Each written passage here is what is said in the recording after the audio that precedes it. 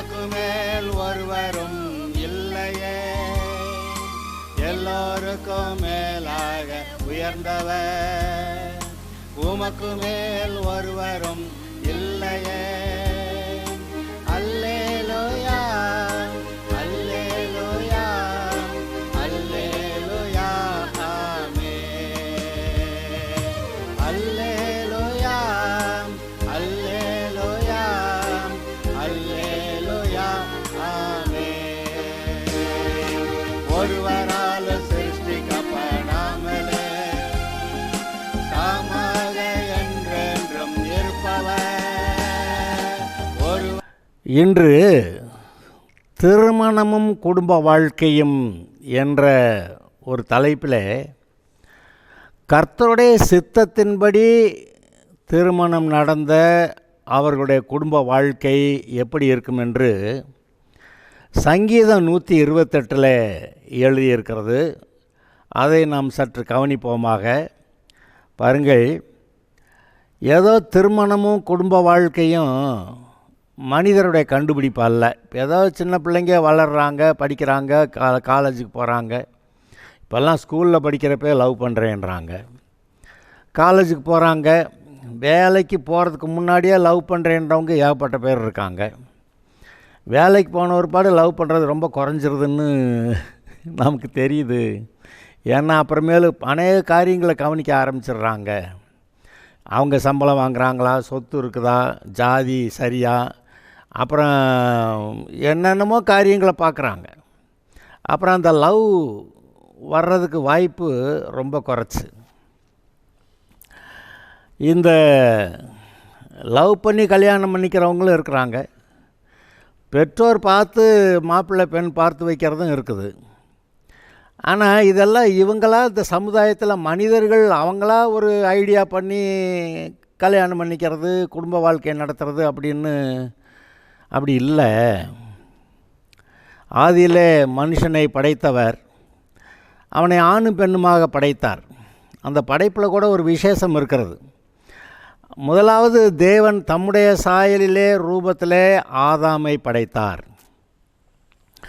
அந்த ஆதாமுக்குள்ளே ஒரு ஆண் அவனுடைய குணாதிசயங்களும் ஒரு பெண்ணுடைய குணாதிசயங்களும் உள்ளே இருந்தது.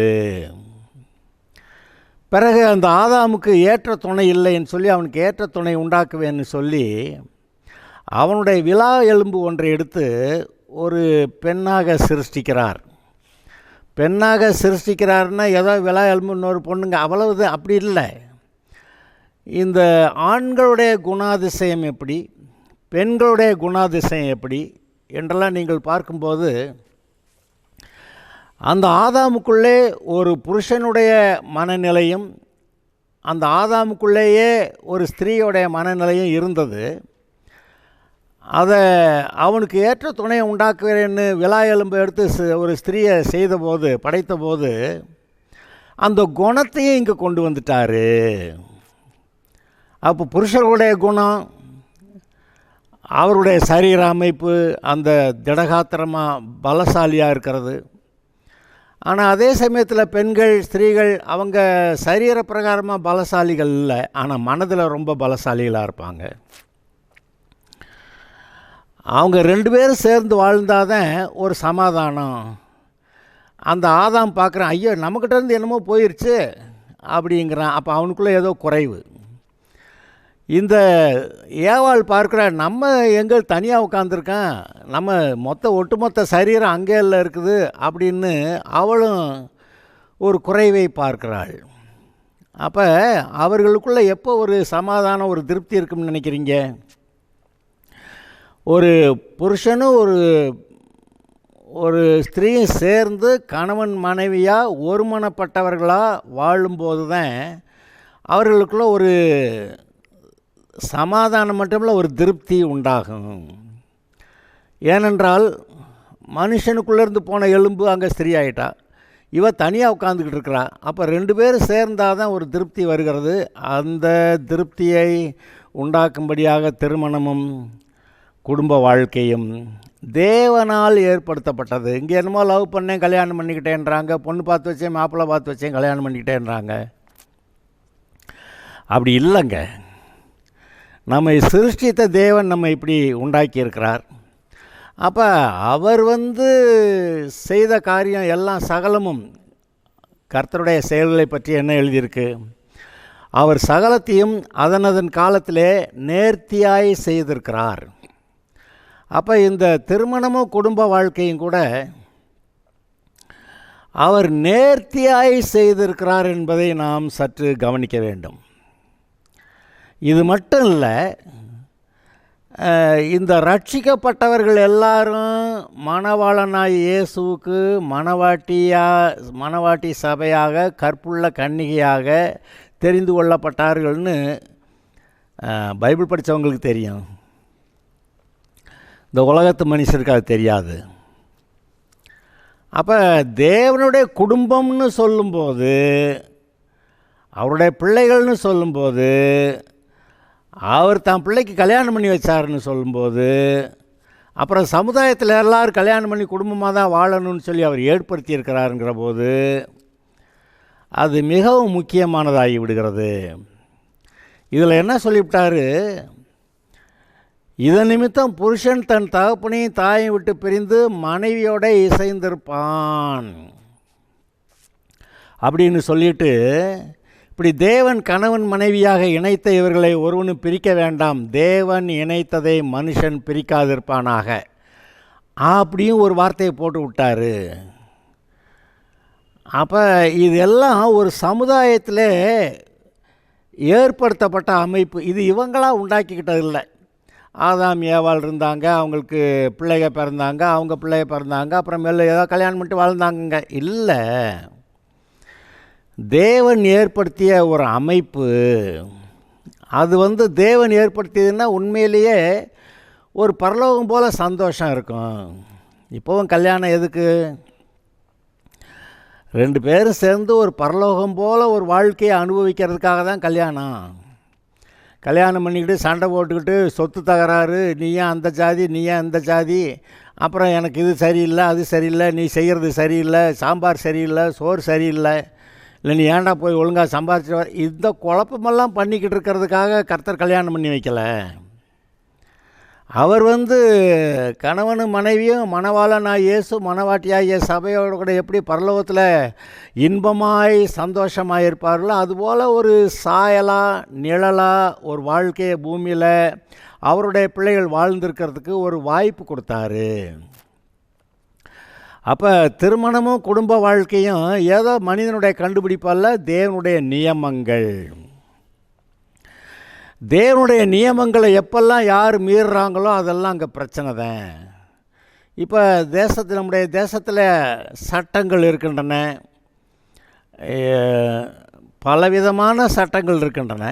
நம்ம இப்போக்கு ஒரு உதாரணத்துக்கு டிராஃபிக் ரூல்ஸை மட்டும் எடுத்துக்கலாம். போக்குவரத்தில் இருக்கக்கூடிய சட்டத்திட்டங்கள் ரூல்ஸ் படி எடுத்துக்கலாம். நம்ம நாட்டில் இடது பக்கம்தான் ரோட்டில் போகணுன்னு இருக்குது, அப்புறம் நைட்டில் லைட் போட்டுட்டு போகணுன்னு இருக்குது. அப்போ நான் இடது பக்கம்னு போகல, நான் இஷ்டத்துக்கு எப்படி வேணாலும் போவேன் அப்படின்னு ஒரு ஆள் இப்போ ரோட்டில் போனால் அது ஒன்றும் சரிப்படாது. எவ்வளோ நாளைக்கு உயிரோடு இருப்பாங்கன்னு சொல்ல முடியாது. பஸ்ஸில் எழுதி போட்டிருப்பாங்க, கரம் சிரம் புறம் நீட்டாதேன்னு, கையவோ தலையவோ வெளியே நீட்டாதேன்னு. ஏன் இப்போ நீட்டினா என்ன? நீட்டினா ஒன்றும் இல்லை, பக்கத்தில் வர்ற லாரி தலையை கொண்டு போயிடும். அப்போ இந்த சட்டங்கள் நம்முடைய நன்மைக்காக கொடுக்கப்பட்டவை. இப்போ சமுதாயத்தில் கணவன் மனைவி எப்படி வாழணும்னு சொல்லி அவர் ஆரம்பத்திலே ஒரு வார்த்தை போட்டார், இதனுமே தேவன் இணைத்ததை மனுஷன் பிரிக்காதிருப்பானாக. எப்போ பிரிவாங்க? கல்றையில் தான் அவங்க பிரிக்கப்பட முடியும். அது வரைக்கும் அவங்க சேர்ந்து தான் வாழணும். ஒன்றும் சரியில்லை பாஸ்டர், மாப்பிள்ளை சரியில்லை, பொண்ணு சரியில்லை, அதுக்கு முன்னாடியே அறிவு இருந்திருக்கணுமா? அந்த ஒத்து போகிற மாப்பிள்ளையை பொண்ணை பார்க்குறதுக்கு அறிவு இருந்திருக்கணும். அதனால தான் கர்த்தருடைய பிள்ளைகளாக ரட்சிக்கப்பட்டவர்களாக கர்த்தருடைய சித்தத்தின்படி வாழக்கூடியவர்களாக பார்த்து பொண்ணு மாப்பிள்ளை பார்த்து கல்யாணம் பண்ணி வைக்கணும்னு சொல்கிறோம். ஒருவேளை பிரச்சனைகள் வந்தால் வரும். இந்த கர்த்தருடைய வார்த்தைக்கு அடங்கி நடக்கிறவர்களாக இருப்பார்கள் அவங்க கர்த்தருடைய பிள்ளைகளாக இருந்தால். அதனால் என்ன பிரச்சனை வந்தாலும் இந்த பைபிளில் இருக்க வசனங்களை வச்சு சொல்லும்போது அவங்க அடங்கி ஒழுங்காக நடப்பாங்க, அவங்க குடும்பத்தை நல்லா நடத்துவாங்க. அதனால தான் கர்த்தருடைய பிள்ளைகளாக ரட்சிக்கப்பட்டவர்களாக பொண்ணு மாப்பிள்ளையை பார்க்கணும், குணாதிசயம் சரியாக இருக்கா, குடும்பத்தை நடத்துவாங்களா, அதுக்கேற்ற மனநிலை இருக்கா, அப்படியெல்லாம் பார்த்து ஒத்து போகிற மனநிலை இருக்கிற போது தான் கல்யாணம் பண்ணி வைக்கணும்னு நமக்கு அறிவு, பொது அறிவே இருக்குது. அப்படி இருக்கிறப்ப நீங்கள் சிருஷ்டிக்கப்பட்டதே தேவனால், தேவனுடைய சாயலில். அவருடைய சுபாவத்தை, குணத்தை உங்களுக்குள்ளே வச்சுருக்கிறாரு. அப்போ நீங்கள் கடவுளை போல ஒரு குணாதிசயம் உடையவர்களாக வாழ்கிறதுக்கு ஏற்படுத்தியிருக்கிறாரு. அப்புறம் கடவுள் ஏற்படுத்தின குடும்பம் எப்படி சந்தோஷமாக பரலோகம் போல் இருக்கிறது, அதை நினச்சி பார்த்து அது மாதிரி நடக்கணும். ஆனால் நிறைய பூமியிலே அநேக இந்த குழப்பங்களை உண்டு பண்ணுகிற காரியங்கள் இருக்கின்றன. அதெல்லாம் மோத தான் செய்யுது. அது என்ன மோதினாலும் தேவன் ஏற்படுத்திய நியமத்தின்படி நான் வாழப்போகிறேன் என்று தீர்மானிக்கிறது நமக்கு அவசியமாக இருக்கிறது. அதனால தான் இயேசு என்ன சொன்னார், நான் சொல்லிய இந்த வார்த்தைகளை கேட்டு அதன்படி செய்கிறவன் எவனோ அவனை கன்மலையின் மேல் தன் வீட்டை கட்டின புத்தியுள்ள மனுஷனுக்கு ஒப்பிடுவேன். பெருமழை சொரிந்து பெருவெள்ளம் வந்து காற்று அடித்து அதன் மேல் மோதினாலும் அது விழவில்லை, அது நிலை நின்றது. ஆனால் நான் சொன்ன வார்த்தையை கேட்டு, அவர் சொன்ன வார்த்தையை கேட்டு அதன்படி செய்யாதவர்கள் மணலின் மேல் தன் வீட்டை கட்டின புத்தி இல்லாத மனுஷனுக்கு ஒப்பிடப்படுவான். அங்கேயும் பெருமழை சொரிந்து பெருவெள்ளம் வந்து காற்று அடித்து அது மேல் மோதின போது அது விழுந்து முழுவதும் அழிந்தது. அப்போ ஆண்டோடைய வார்த்தையின்படி வாழ்க்கையை நடத்துகிறவன் கடைசி வரைக்கும் நல்லா இருப்பான். ஆண்டோடைய வார்த்தையின்படி வாழாதவன் அவன் வாழ்க்கையில் வர்ற பிரச்சனைகளில் இடிஞ்சு போயிடுவான். இன்றைக்கு நம்முடைய வாழ்க்கையில், நம்முடைய குடும்பத்தில் கணவன் மனைவி பிள்ளைகள் எல்லாரும் கர்த்தருக்கு அடங்கி இருக்க வேண்டும். ரெண்டாவது, புருஷனுக்கு மனைவி அடங்கி இருக்கணும். மூணாவது, பெற்றோருக்கு பிள்ளைகள் அடங்கி இருக்கணும். எல்லாம் இஷ்டத்துக்கு அது பாட்டுக்கு ஆட்டம் போட ஆரம்பித்தா இது என்ன ஒரு ஒழுங்கு இருக்குமாங்க? அங்கே எல்லாம் தருதலையால் சேர்ந்துடும். அங்கே சமாதானம் இருக்காது. தேவன் ஏற்படுத்திய நியமங்கள் இல்லாமல் பிசாசு விளையாடுற அந்த விளையாட்டு அரங்கமாக வீடே மாறிவிடும். அப்புறம் சொல்லுவாங்க வீடே நரகம் மாதிரி இருக்குன்னு. அவனுக்கு இங்கே இடம் கிடையாது. நம்முடைய வாழ்க்கையில் தேவன் ஏற்படுத்திய நியமங்கள் படி ஒழுங்கும் கிரமமாய் நாம் வாழுவது அவசியம். அப்படி ஒழுங்கும் கிரமமாய் வாழும்போது இந்த சங்கீதம் 128 சொல்லியிருக்கிற அந்த ஆசீர்வாதங்களெல்லாம் அவர்களுக்கு பலிக்கிறது. இந்த சங்கீதம் 128 கர்த்தருக்கு பயந்து அவருடைய வழியிலே ஒழுங்காக நடக்கிறவன். ஊர் உலகத்தில் இருக்க எல்லா கல்யாணம் பண்ணவங்களுக்கு அப்படி இருக்குங்க, அப்படி கிடையாது. இப்போ உன்னத மறைவில் இருக்கிறவன் தான் கர்த்தருடைய அவருடைய சட்டைகளின் கீழ் மறைவில் பாதுகாப்பில் இருப்பான்னு எழுதியிருக்கு. அப்போ அவருடைய மறைவை விட்டு வெளியே போயிட்டால் எது வேணாலும் நடக்கலாங்கிறது நமக்கு புரியுதில்ல. அப்புறம் கர்த்தரின் மேய்ப்பராக இருக்கிறார், ஆதலால் நான் தாழ்ச்சி அடைவதில்லை. அப்போ கர்த்தர் உங்களுக்கு மேய்ப்பராக இருந்து அவருடைய நடத்துதல் படி நீங்கள் நடக்கிறப்ப தான் உங்களுக்கு ஒரு குறைவும் இருக்காது. அதுபோல் இங்கே கர்த்தருக்கு பயந்து முதல் வசனத்தை வாசிக்கிறேன். சங்கீதம் 128, கர்த்தருக்கு பயந்து அவர் வழிகளில் நடக்கிறவனேவனோ அவன் பாக்கியவான். யாருங்க? கர்த்தருக்கு பயந்து. எதுங்க ஞானம்? கர்த்தருக்கு பயப்படுதலே ஞானத்தின் ஆரம்பம். எப்போ ஞானத்தின் நிறைவு? கர்த்தருக்கு பயந்து அவருடைய வழியில் நடந்து கடைசியில் போக போக கர்த்தர் நல்லவர் என்பதை உணர்ந்து அவரிடத்தில் பிரியமாயிருந்து அவரிடத்தில் அன்பு கூர்ந்து அவரிடத்தில் இருக்கக்கூடிய அன்பு பூரணமாகும்போது இந்த பயம் நம்மை விட்டு போகிறது. பூரண அன்பு பயத்தை புறம்பே தள்ளும் அப்படி என்று எழுதியிருக்கிறது. அப்போ ஆரம்ப கட்டங்களில் பயந்து ஒழுங்காக இருக்கணும். நம்ம ஏதாவது சேட்டை பண்ணால் அடி அங்கங்கே ஒழுகுது, அதெல்லாம் நமக்கு தெரியணும். இங்கே எழுதியிருக்கு கர்த்தருக்கு பயந்து. என்னையா அவருக்கு சொன்னபடி கேட்கலன்னாக்கா அடிக்க தீட்டுறாரு. அவர் நேரடியாக அடிக்க மாட்டார். இந்த சொன்னபடி கேட்காதபடி ஆக்குனானே ஒரு பிசாசு, அவன்கிட்டே ஒப்பு கொடுத்து போட்டு தள்ளிக்க என்ன வேணாலும் செஞ்சுக்கன்றுவார். நான் சொல்கிற வார்த்தையை கேட்காம எவனும் ஏதோ ஒரு பிசாசு சொன்ன வார்த்தையை கேட்டு நீ அப்படி போனியா, அப்போ அவனுக்கு கொடுக்குறத வாங்கிக்கன்னு விட்டுறாரு. அப்போ என்ன நடந்தது பாருங்கள். இன்றைக்கி ஆண்டவருடைய வார்த்தையின்படி ஒரு பரிசுத்தமாக நீதியாக ஒழுங்கான வாழ்க்கையை வாழாமல் அவங்க சொன்னாங்க இவங்க சொன்னாங்க எனக்கு இது பிடிக்குது ஆனால் அது பிடிக்குதுன்னு சொல்லிட்டு கர்த்தருடைய வழியில் இல்லாமல் வேறு எதையாவது செய்யும்போது அதை செய்ய வைக்கிறது யார்? அது மேற்படியாக ஒரு ஆவி. அப்புறம் அவன் சொன்னபடி செஞ்ச ஒருபாடு அவன் கண்ட்ரோலில் இவங்க போகிறாங்க. அப்போ அவன்கிட்ட இருக்க எல்லா சாபங்களையும் கொண்டு வந்து போட்டுறான். நிம்மதி இல்லை, சண்டை வருது, குழப்பம் வருது, சம்பாத்தியம் இல்லை, சம்பாதிச்சாலும் அது ஒழுங்காக இல்லை, பொத்தலான பையிலே போடுகிறவனை சம்பாதிக்கிறான், அப்படியெல்லாம் எழுதியிருக்கு. அப்போ அடிப்படையில் நம்ம கடவுளுக்கு அடங்கி ஒழுங்காக இருக்கணும் அப்படின்னு நமக்கு சொல்கிறாரு. கர்த்தருக்கு பயந்து அவர் வழிகளில் நடக்கிறவன் எவனோ அவன் பாக்கியவான். பாக்கியவான்னா என்ன? அவன் நல்லா இருப்பேன், அவன் ஆசீர்வாதமாக இருப்பேன். அப்போ கர்த்தருக்கு பயந்து அவருடைய வழியிலே நடக்கிறவன் நடக்கிறவன்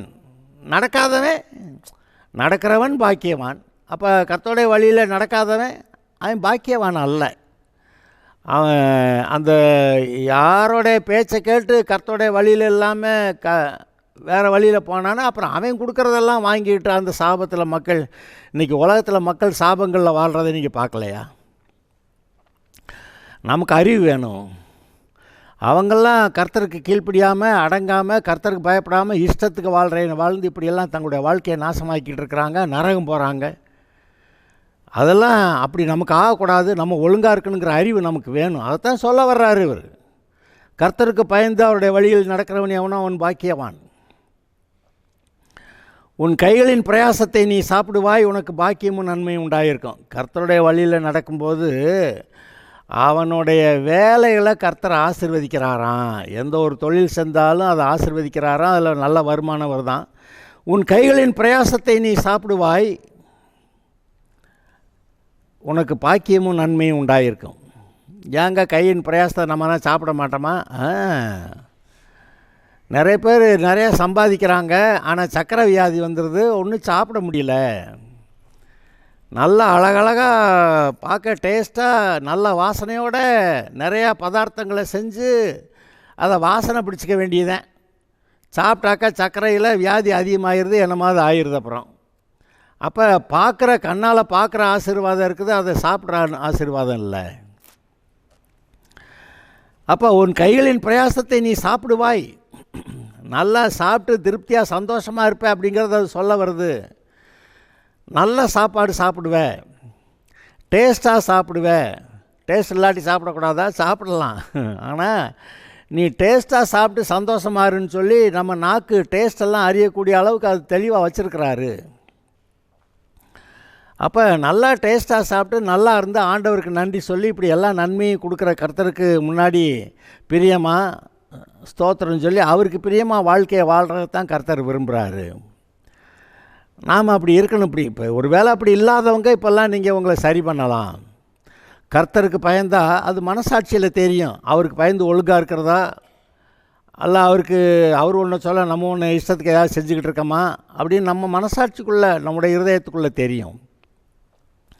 அதனால் நம்முடைய மனசாட்சிக்குள்ளே கடவுள் பேசுகிறத கேட்டு நம்ம அடங்கி நடக்கிறது. இங்கே பாருங்க, இந்த அடங்கி நடக்கிறதுன்ற ஒன்று இருக்குல்ல,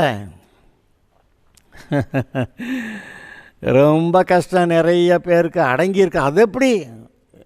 எல்லோரும் என்ன கேட்குறாங்க? இண்டிபெண்டன்ஸ், சுதந்திரம். தேசத்தில் எங்கள் இஷ்டத்துக்கு நாங்கள் வாழ்வோம், எல்லோரும் இந்நாட்டு மன்னரே. சரி, அப்போ எங்கள் இஷ்டத்துக்கு வாழ்வோம், தண்ணி ஓடுவோம், சரி. அப்புறம் மோட்டர் சைக்கிள் எடுத்து விரட்டுவோம், சரி. அப்புறம் இஷ்டத்துக்கு ஆட்டம் போடுவோம், சரி. குடிச்சுவிட்டு ஆட்டம் போட்டால் நல்லா தான் இருக்குது. அப்புறம் சைக்கிள் இல்லை, motor cycle, car, bus, rail எல்லாம் வாங்கணும், ஓகே. ஆனால் கடைசியில் எல்லாத்தையும் வாங்கின ஒரு பாட்டு நிம்மதியாக இருக்கானா? இல்லை. லவ் பண்ணி கல்யாணம் பண்ணுறேங்கிறேன், அப்புறம் நிம்மதி இல்லாமல் போயிடுது. அப்போ கல்யாணம் நடத்தி வச்சாங்களே அப்பா அம்மா, அதில் மட்டும் நிம்மதியாக இருக்கா? எதுலன்னாலும் ஒழுங்காக இருந்தால் தான் நிம்மதி. அந்த ஒழுங்காக இருக்கிறோமா இல்லையாங்கிறத நம்முடைய இருதயமே சொல்லுது. நம்முடைய இருதயத்தில் மனசாட்சி உள்ளுணர்வுன்னு ஒன்று வச்சுருக்கிறாரு. ஏதாவது மனசாட்சி உள்ளுணர்வு இல்லாத ஏதாவது ஒரு மனுஷனை நீங்கள் பார்க்க முடியுமா? பார்க்கவே முடியாது. ஏன்னா மனுஷனை உண்டாக்கும் போதே உள்ளுக்கு ஒரு மனசாட்சியை வச்சு தான் உண்டாக்குறாரு. அவன் ஒழுங்காக இருக்கானா இல்லையாங்கிறத அது சொல்லும். நல்லதா கெட்டதான்னு சொல்லும். இது ஏற்றுக்கலாமா ஏற்றுக்கிடக்கூடாதான்னு சொல்லும். அப்போ கடவுள் நம்முடைய இருதயத்தில் நம்ம எப்படிப்பட்டவர்களாக இருக்கிறோம்னு நம்மளே நமக்கு தெரிகிற மாதிரி ஒரு காரியத்தை உள்ளே வச்சு விட்ருக்கிறாரு. அவர் சொல்கிறாரு, கர்த்தருக்கு பயந்து அவருடைய வழியில் நடக்கிறவன் பாக்கியவான். நீ உன் கைகளின் பிரயாசத்தை சாப்பிடுவாய்.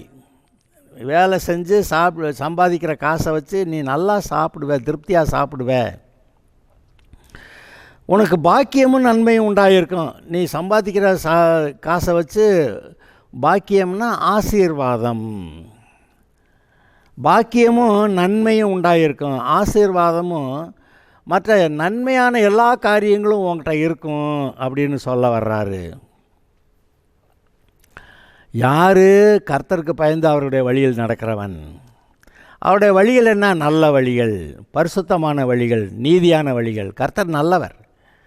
அவருடைய பிள்ளைங்க எப்படி இருக்கணும்? அவர் அப்படி தான், அவங்களும் அப்படி தான் இருக்கணும்.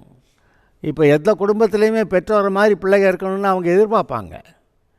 அப்போ சில சமயத்தில் சில வீடுகளில் நல்ல குடும்பத்தில் பிறந்துட்டு ஏதாவது ஒரு பிள்ளை தருதலையாக இருந்தால், இவங்க வயிற்றில் பிறந்தால் இந்த பிள்ளை இப்படி போச்சு அப்படியெல்லாம் கேட்குறத நீங்கள் பார்க்குறீங்க.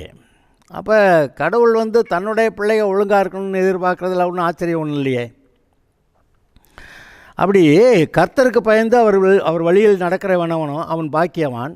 உன் கைகளின் பிரயாசத்தை நீ சாப்பிடுவாய், உனக்கு பாக்கியமும் நன்மையும் உண்டாயிருக்கும். அடுத்து, உன் மனைவி உன் வீட்டோரங்களில் கனிதரும் திராட்சை கொடியைப் போல இருப்பாள். உன் பிள்ளைகள் உன் பந்தியை சுற்றிலும் ஒலிவ மரக் கன்றுகளைப் போல இருப்பார்கள். அது ஒழுங்காக கர்த்தருக்கு பயந்து ஒழுங்காக வாழ்கிறவன் அவன் குடும்பம் எப்படி இருக்குமா? மனைவி வீட்டோரங்களில் கனிதரும் திராட்சை கொடியைப் போல இருப்பாள். உன் பிள்ளைகள் பந்தியை சுற்றிலும் ஒலிவ மரக் கன்றுகளைப் போல இருப்பார்கள். இது எப்படி? மனைவி பிள்ளைகளை பற்றி சொல்லுது. மனைவி எங்கேயோ 100 கிலோமீட்டர் 200 கிலோமீட்டருக்கு அங்கிட்டு வேலை பார்க்குறவங்க, அதாவது புருஷன் வேறு நாட்டில் வேலை பார்க்குறேங்க, அப்படி இல்லைங்க. மனைவி வீட்டு ஓரங்களிலே கனி தரக்கூடிய திராட்சை கொடியை போல இருப்பாள். வீட்டுக்குள்ளேயே தான், எல்லாமே வீடு தான் சொர்க்கம். East or west, home is the best அப்படி சொல்லுவாங்க. East or west, home is the best. கிழக்கையோ மேற்கையோ எல்லாம் சொல்லலாம், ஆனால் வீடு தாண்டா நல்லது அப்படி சொல்ல வர்றார். இப்போ நம்முடைய வீடு எப்படி இருக்கணும்? கடவுள் ஆசீர்வதிச்சா எப்படி நம்முடைய மனைவிகள் அந்தந்த வீட்டில் கனி கொடுக்கக்கூடிய திராட்சை கொடிகள், அவங்க பிரயோஜனமாக இருப்பாங்க. வீட்டெல்லாம் நல்லா கவனிப்பாங்க, பிள்ளைகளை கவனிப்பாங்க. அப்புறம் அந்த நீதிமொழிகள் 31வது அதிகாரத்தில் 10வது வசனத்திலேருந்து எழுதியிருக்கேன். ஒரு வர்ச்சுவஸ் உமன், நல்ல ஸ்திரீ, அவருடைய வாழ்க்கை எப்படி இருக்கும்னு அதில் எழுதியிருக்கு. அருமையான ஆசீர்வாதங்களாக அதில் சொல்லியிருக்கு. அப்படி அருமையான ஆசீர்வாதங்களோட அந்த வீட்டில் புருஷன் அவன் ஊர் மக்கள்கிட்ட பெரியவர்கள்ட்ட அங்கே நல்ல ரொம்ப கனமுள்ள மனுஷனாக மதிக்கப்படத்தக்கவனாக அங்கே இருக்கிறான்னு எழுதியிருக்கு. அப்போ ஒரு மனுஷன் அந்த ஊரில் மிக மற்ற பெரியவர்களால் கனமுள்ள மனுஷன் என்று எண்ணப்படுகிற அப்படி மனுஷன் அவன் மனைவி வீட்டுக்காரியங்கள் எல்லாவற்றையும் நன்றாய் கவனிக்கிறாள். பிள்ளைகள்லாம் எழுந்து அந்த தாயை வாழ்த்துகிறார்கள். புருஷனும் தன்னுடைய மனைவியை வாழ்த்துறான். அநேக ஸ்திரீகள் நல்லவங்களாக இருந்தது உண்டு, ஆனால் நீயோ அவங்க எல்லாத்த காட்டிலும் சூப்பர் அப்படின்னு நான் சொல்கிறான். அப்போ கர்த்தருக்கு பயந்து அவருடைய வழியில் நடக்கும்போது எப்படி இருக்கணும்னு பார்க்கணும்னா, இந்த இடத்துல திராட்சை கொடியை போல இருப்பாள், உன் பிள்ளைகள் உன் பந்தியை சுற்றில் ஒலிவ மரக் கன்றுகளைப் போல இருப்பார்கள்னு எழுதியிருக்கு. ஆனால் அது கொஞ்சம் விளக்கமாக வாசிக்கணும்னா நீதிமொழிகளில் 36வது அதிகாரத்தில் 10வது வசனத்திலிருந்து கடைசி வரைக்கும் வாசிக்கணும். அதில் இவ எப்படி இருப்பான்னு போட்டிருக்கு, புருஷன் எப்படி இருப்பான்னு போட்டிருக்கு, பிள்ளைங்க எப்படி இருப்பாங்கன்னு போட்டிருக்கு, பிள்ளைங்க எப்படி தன்னுடைய தாயை வாழ்த்துக்கிறார்கள்னு போட்டிருக்கு, புருஷன் எப்படி தன்னுடைய மனைவியை சந்தோஷமாக வச்சுக்கிறான்னு போட்டிருக்கு. அதையெல்லாம் பார்க்கலாம் நம்ம. அடுத்து, இதோ கர்த்தருக்கு பயப்படுகிற மனுஷன் எவ்விதமாய் ஆசீர்வதிக்கப்படுவான். எவ்விதமாய்? இப்படி குடும்பம் இப்படி இருக்கிறதா? கர்த்தர் சீயோனில் இருந்து உன்னை ஆசீர்வதிப்பார். சீயோன்னா தேவன் வாசம் பண்ணியிருக்கிற இடம். சீயோன் கர்த்தர் வாசமாயிருக்கிற இடம். கர்த்தர் சீயோனிலிருந்து உன்னை ஆசீர்வதிப்பார். நீ ஜீவனுள்ள நாளெல்லாம் எருசலேமின் வாழ்வை காண்பாய். அவருடைய வாசஸ்தலத்திலேருந்து அவனை ஆசீர்வதிப்பாரான். இவன் ஜீவனுள்ள நாளெல்லாம் எருசலேமின் வாழ்வை காண்பாய்ன்னு போட்டிருக்கு. எருசலேம்ங்கிறது தேவன் அதை இனி வருகிற காலத்தில் அந்த எருசலேமில் தான் இவர் இருப்பாராம். புதிய எருசலேம்னு சொல்லியிருக்கு. இப்போ இருக்கிற எருசலேம் இல்லை, புதிய எருசலேம்னு சொல்லியிருக்கு. அங்கே அவர் இருப்பாராம். அங்கே எல்லாமே பரலோகம் போல் இருக்குமா. அந்த எருசலேமிலிருந்து உன்னை ஆசீர்வதிப்பார். எருசலேமின் வாழ்வை காண்பாய். அந்த எருசலேம் எவ்வளவு இன்பமான ஒரு இடமா. இப்போ என்ன நம்ம பைபிளில் படிக்கிறப்ப புதிய வானம் புதிய பூமி வருதுங்க, அது புதிய எருசலேம் வருதுங்க, அல்லேலூயா.